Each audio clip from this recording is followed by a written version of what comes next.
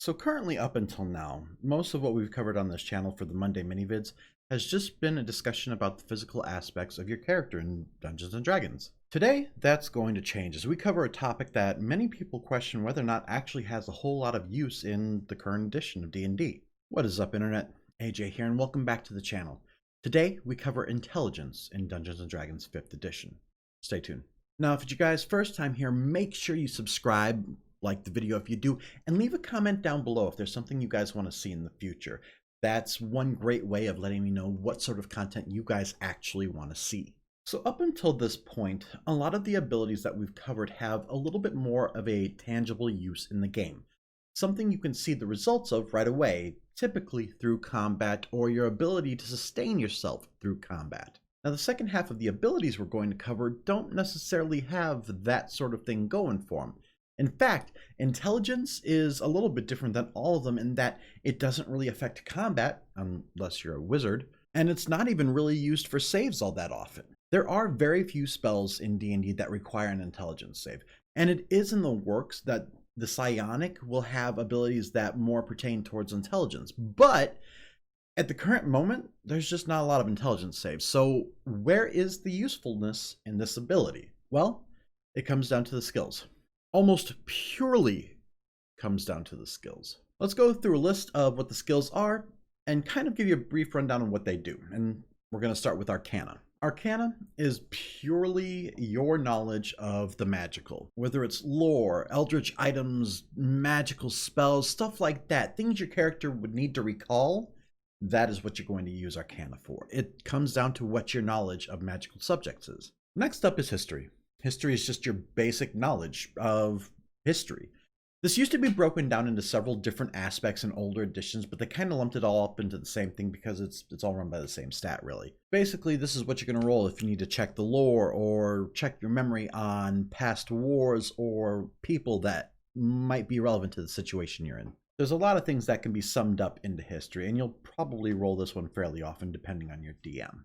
Now, the next thing we're going to cover is what I feel like is probably the most used instance of an intelligence check, and that is investigation. Now, with investigation, basically what you're doing is investigating something. You are looking into the inner workings of something or looking for clues and how to figure out what those clues mean. Now, this can be used for any number of things, but the main thing to remember is that it differs in perception in that investigation deals with what you're able to deduce from checking into things, whereas perception is more based on your senses.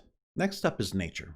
And this is very much like the other things in that you're basically just trying to recall lore or information about plants and wildlife, that sort of thing. It might be something to do with weather patterns, anything really pertaining to nature, but you're probably seeing a pattern at this point. And it's that most of these checks are going to come down to remembering lore or just remembering information you have or might have at some point to see what you recall. And that's not going to be any different than for the last skill, and that's religion. Religion just has to do with religious icons or deities and what you remember about them, whether it's the lore or the way their church works or the way the religious system works in general. This is where you would remember some of their rites and rituals or what specific holy symbols might mean. This is what you're going to use religion for. And like I said, it's the same as anything else. You're just basically trying to figure out what you remember from it. Now, there's a whole list of other things that you could use intelligence for, but what it comes down to in a more simply put way is that it's just using your mind and less your senses. That's where it differs from wisdom.